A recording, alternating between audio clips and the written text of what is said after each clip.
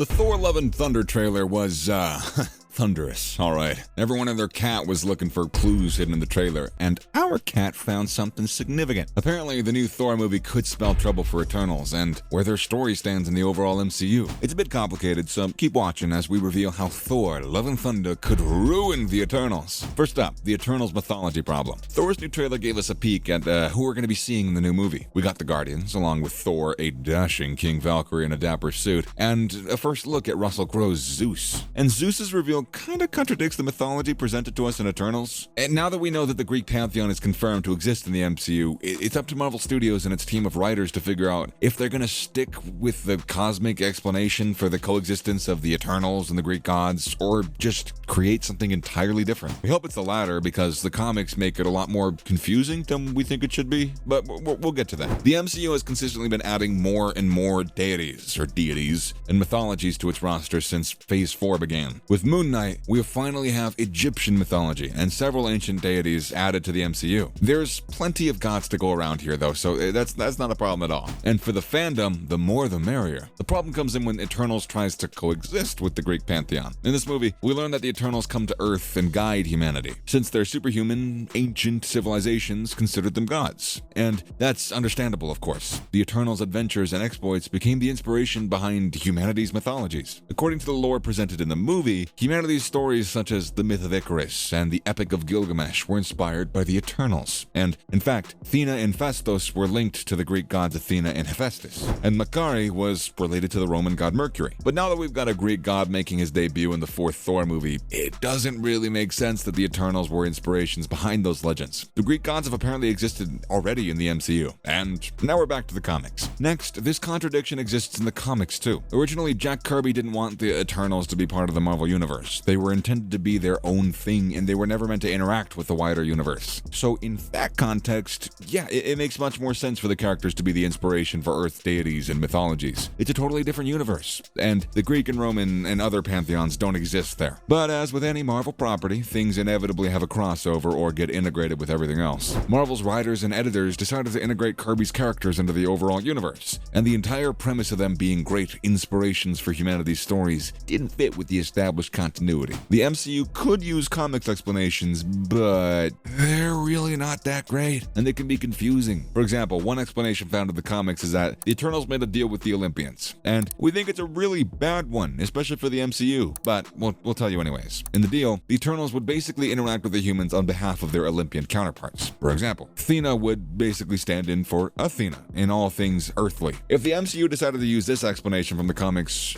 we know that nobody would be happy about it. But so far, it's been established that the Eternals' adventures were created into the myths that we know today, including Richard Madden's Icarus being humanity's Greek version of Icarus, who flew too close to the sun, yada yada, you get it. As for how Marvel is going to deal with this issue once Thor Love and Thunder is released, we don't really know, but we can make a few educated guesses. So far, Zeus is the only Greek god who's confirmed to appear in Thor Love and Thunder, but Zuras, his Eternals counterpart, doesn't really exist in the MCU. See, in the comics, Zuras is the original leader of the Eternals, but in the movie, his role is given to Ajak, and he is nowhere to be seen. Now, it could be that Marvel was aware of this continuity issue, so it's possible that they decided not to include Zuras in the same universe, given that it would just be confusing for audiences. However, we're yet hyped to see if Athena and Hephaestus are going to be part of the characters introduced in Thor Love and Thunder, and if they're not, then their exploits could be attributed to Athena and Hephaestus. If this is the direction that Marvel's decided to go, then it would offer a very unique solution to a big problem. Mix and match Greek and Roman gods with the Eternals, and never face a continuity issue. This would make for some epic space battles between the two factions, and we cannot wait to see that happen. Oh, and in other news, James Gunn adjusted Guardian's role in Thor 4.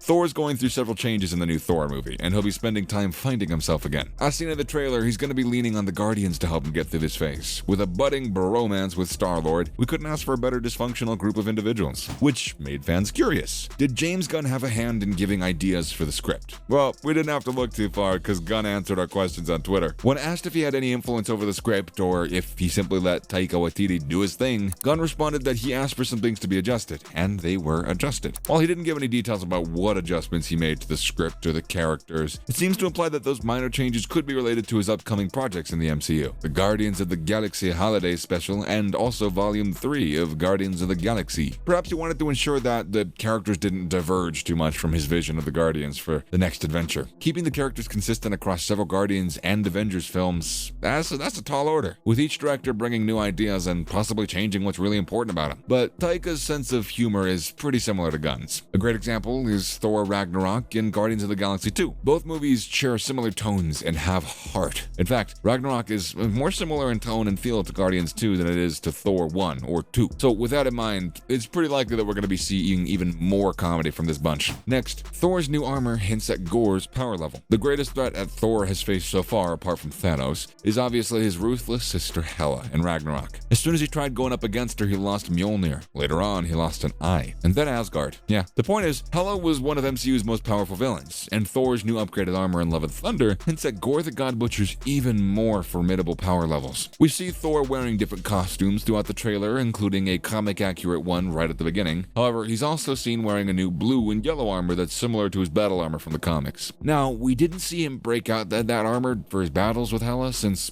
we're wearing it in the trailer, we're thinking Gorr could possibly be more frightening than Hela ever was. And there's another shot in the trailer pointing to this fact. When you see Korg and Thor coming across a gigantic white-colored beast with spikes on its back, the shot is literally a one-to-one recreation from 2013's God of Thunder issue number 13, and shows a slain Thalagar, the behemoth. Fun fact, when describing his strength, he was said to wrestle black holes for fun. For fun. Assuming that Gorr is going around the cosmos butchering gods in Thor Love and Thunder, then this scene alone would showcase his enormous power, and it would spell more doom for Thor since he already had a tough time going up against Hela. But assuming Taika gave Thor several more upgrades than just his battle armor, we're expecting a good, long, epic duel between him and Gorr. Lastly, Natalie Portman debuted Thor poster with a message. One of the highlights of the new trailer was Natalie Portman's debut as Mighty Thor. With a shiny winged helmet, beefed up arms, and holding a newly repaired Mjolnir, Jane Foster was reintroduced into the MCU as a certified badass. She was also revealed in a new poster of Jane Foster as Mighty Thor, and she did this by posting it on her Instagram with a message for Chris Hemsworth. If you've looked at Hemsworth's Thor poster, the tagline says, "The one and only." Natalie's, on the other hand, says, "The one is not the only." And her caption for that was even better. It was a deliberate dig at Hemsworth's poster and read, "And you thought you were the one and only." So does this hint at a possible rivalry between Thor and Jane? I guess we're just gonna have to find out when the movie hits theaters on July 8th. And that is it for today. So what do you guys think about this Eternals mythology problem? And do you think that Christian Bale could be the best villain in the MCU so far? Tell us in the comment section below. As always, thanks for watching, and I'll see you later.